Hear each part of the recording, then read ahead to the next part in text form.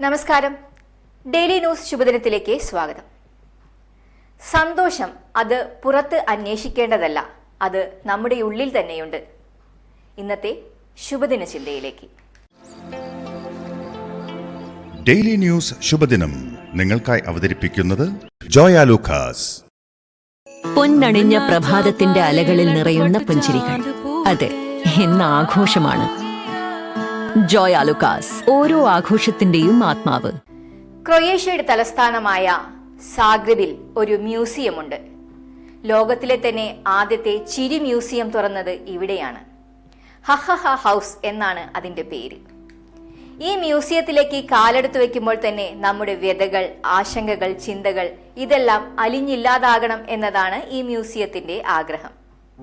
ഈ മ്യൂസിയത്തിൽ സന്തോഷത്തിന്റെ 8 മേഖലകളിലൂടെ നാം കടന്നുപോകുന്നു. ഉദ്ഘാടനം ചെയ്തിട്ട് ഏതാനും മാസങ്ങളെ ആയുള്ളൂ എങ്കിലും ഹഹഹ ഹൗസ് വൻ ഹിറ്റാണ്. മ്യൂസിയത്തിലേക്ക് പ്രവേശിക്കുമ്പോൾ നാം ബാല്യത്തിലേക്ക് മടങ്ങുന്നത് പോലെയെന്നാണ് അനുഭവസ്ഥരുടെ സാക്ഷ്യം. 43-കാരിയായ ആൻഡ്രിയ ഗോലൂബിക്കാണ് ഹഹഹ ഹൗസിന്റെ സൃഷ്ടാവ്. 7-ാം വയസ്സിലെ ആൻഡ്രിയയാണ് തന്റെ പ്രചോദനം.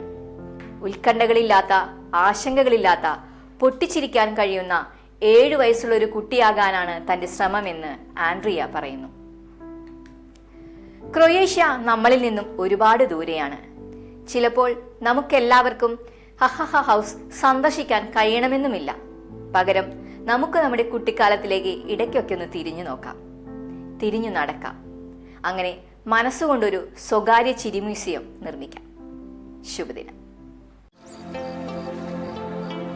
ഡെയിലി ന്യൂസ് ശുഭദിനം നിങ്ങൾക്കായി അവതരിപ്പിക്കുന്നത് ജോയ ലൂക്കാസ്.